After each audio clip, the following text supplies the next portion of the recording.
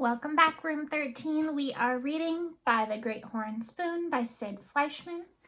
And we are at Chapter 10, where we left off. I know we only had one video last week, so I want to do a quick recap. Praiseworthy and Jack had arrived on land in San Francisco.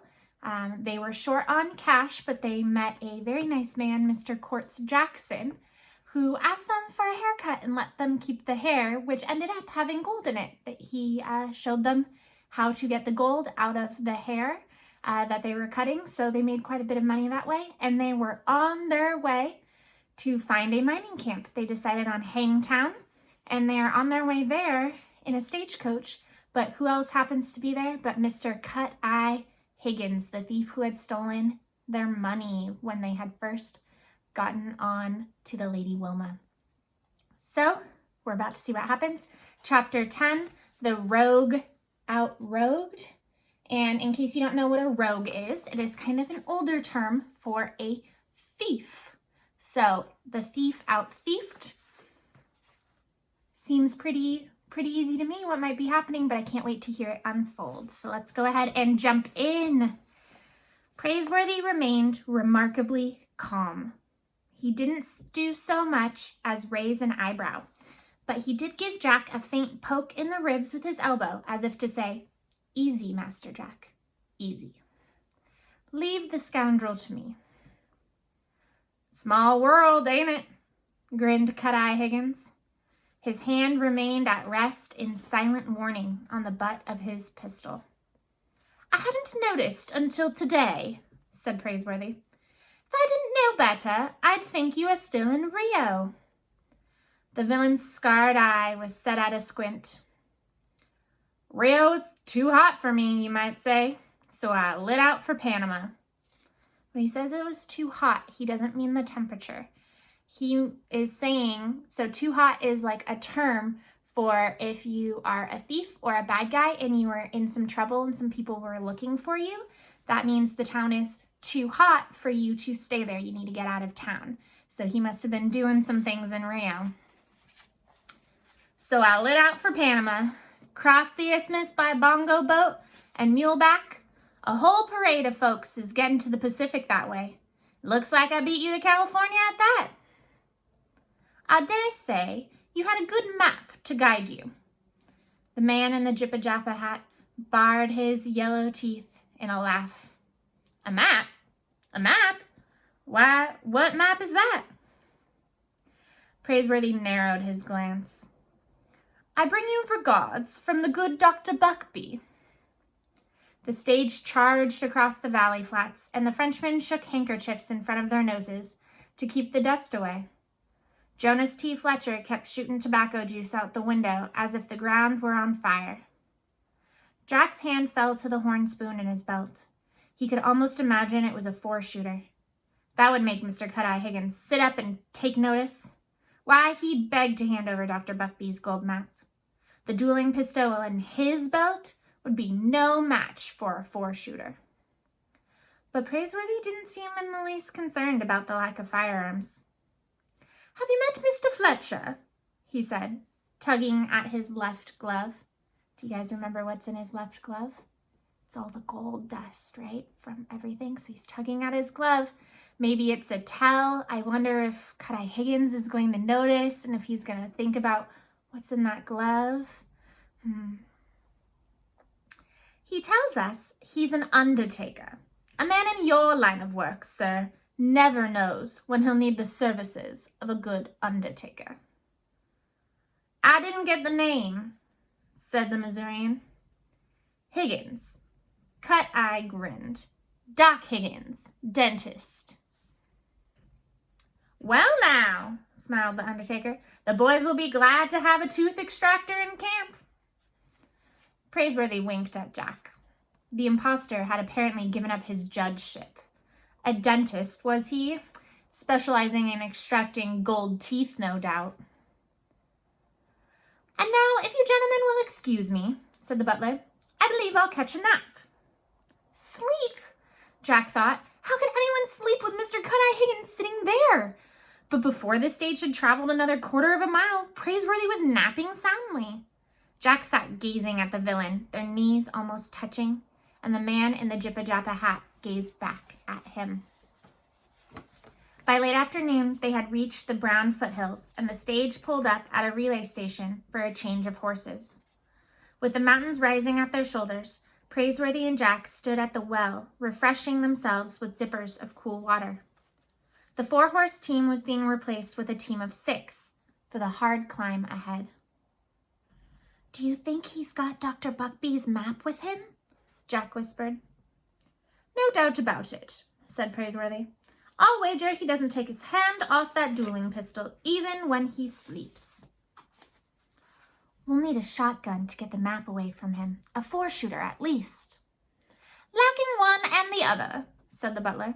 "We'll have to rely on our wits, Master Jack. I have no intention of allowing Dr. Buckbee to be cheated of his map." Soon they were underway again. The narrow road climbed sharply. Oak groves gave way to shadow-darkened pines.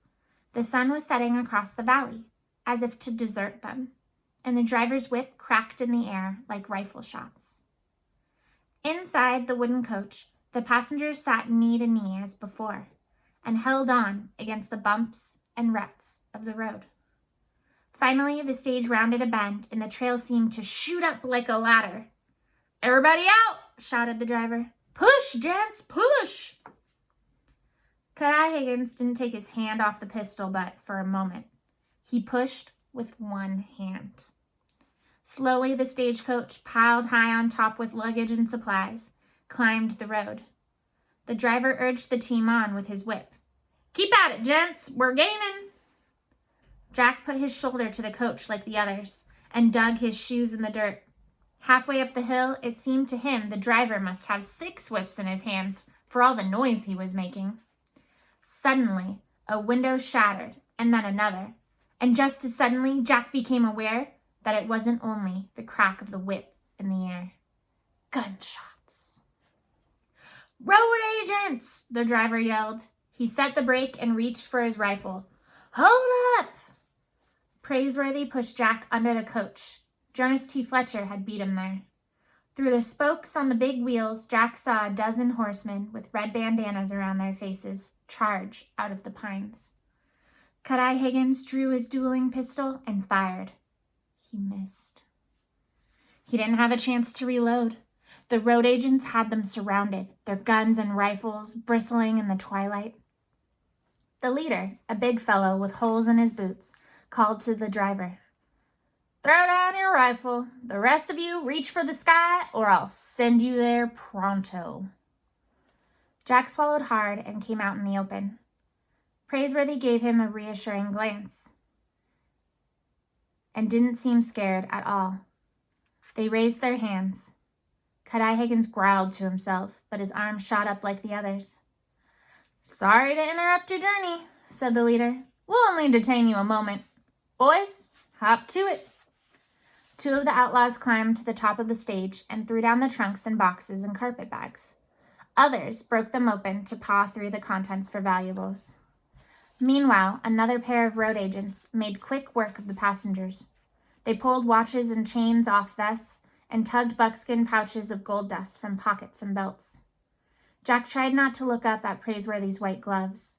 The outlaws would never think of looking there, would they? "All right, gents," said one of the gang through the bandana across his mouth. "Now lower your hands one by one, and let's have your rings." He started with the Frenchman and then came to Cut-Eye Higgins.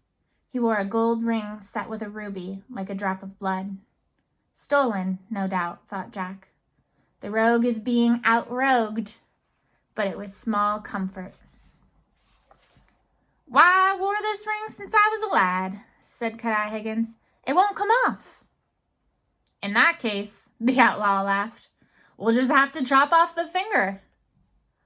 Cut-Eye Higgins removed the ring in an instant, and the highwayman roared. "I don't have a ring," said Jack. "I can see that, boy." The road agent moved on to Praiseworthy. "Well, look here. We got a regular gentleman with gloves on." "Not a gentleman," corrected Praiseworthy. "Merely a butler." What's that? Never did hear of a butler. Jack's heart began to beat faster. Praiseworthy pulled off his right-hand glove. Their gold dust, their grub stake would soon be exposed, but Praiseworthy seemed unconcerned as could be. How about the other hand? Growled the outlaw. Naturally, said Praiseworthy. He pulled the glove off each finger carefully but casually and held up his bare hand. The gold dust remained in the fingers of the glove. No rings, as you see. And the outlaw moved on. Praiseworthy gave Jack a wink without winking and very calmly pulled the gloves on again. Ooh, a wink without winking. Can you imagine what that looks like? We know what a wink looks like, right? But how could you wink without winking? Maybe it's more of like,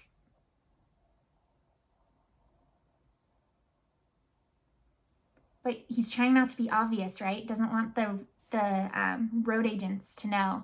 It's interesting to see what that might look like in your head. Maybe it's a smirk. Maybe it's actually a smile. Maybe it's kind of a tilt of the head and the eyes a little wider. I don't know. That's kind of what I was imagining in my head. But another big fellow was emptying Praiseworthy's carpet bag in the dirt. Shirts, cufflinks, hairbrush. Well, look here, the ruffian chuckled. A picture, a regular beauty, ain't she? Jack recognized the tintype at once. It was his Aunt Arabella. He didn't know Praiseworthy had her picture along. When he glanced up, Praiseworthy had gone white with anger. Okay, so I had picked up on some of this before about how Praiseworthy was really loyal to Aunt Arabella, and how when he caught that Jack was going to go west, he offered to go with him to help save Aunt Arabella.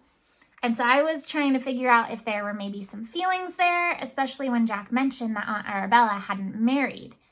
And so this makes me wonder if Praiseworthy has feelings for Aunt Arabella.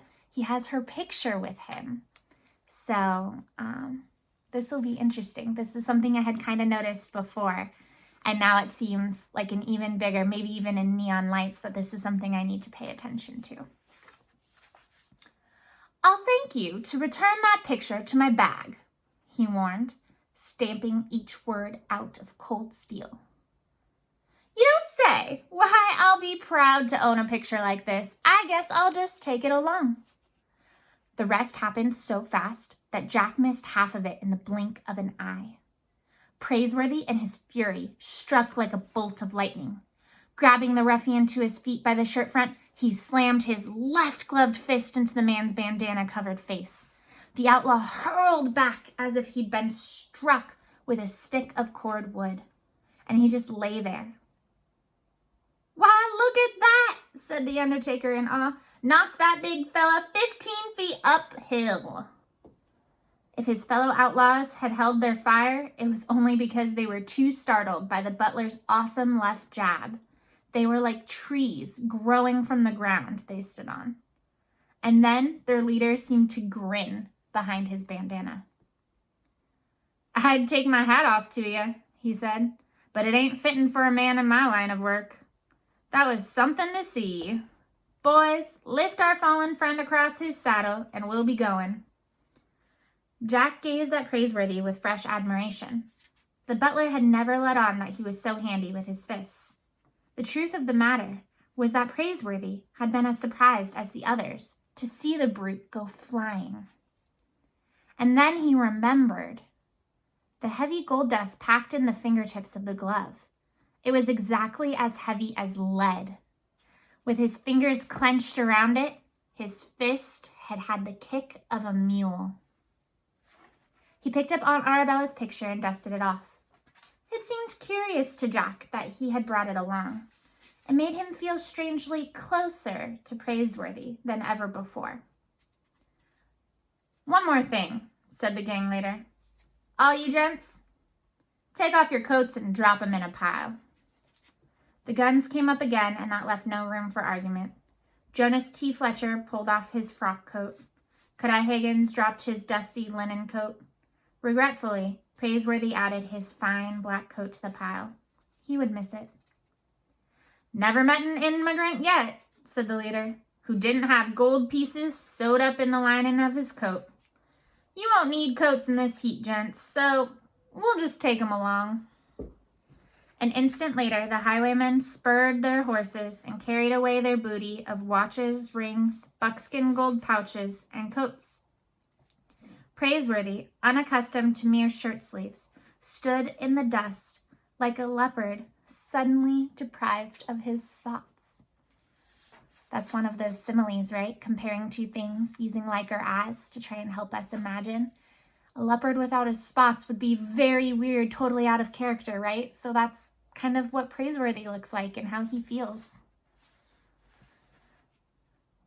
Wait till the boys hear about this, said the undertaker. 15 feet uphill! Praiseworthy moved past him to step in front of Ch.10 Higgins. I'll thank you, sir, to hand over Dr. Buckby's map. The dispirited villain reached for his dueling pistol, and Jack stopped in his tracks. Was Praiseworthy trying to get himself killed? Don't bother to draw your gun, said the butler. I was careful to notice that you never reloaded it. The map, sir, the map. The other man stared at him out of his scarred eye and then began to chuckle. But to Jack, it sounded as much like a growl as a chuckle. You're a little late, said Ch.10 Higgins. Late? The map was sewn up in the lining of my coat. So the rogue got out-rogued. I thought it was going to be by Praiseworthy and Jack. Remember they said they were going to use their wits to get the map back? But it turns out the rogue was out-rogued by other thieves, by the road agents, right? If you didn't know what the road agents were, hopefully as we were reading,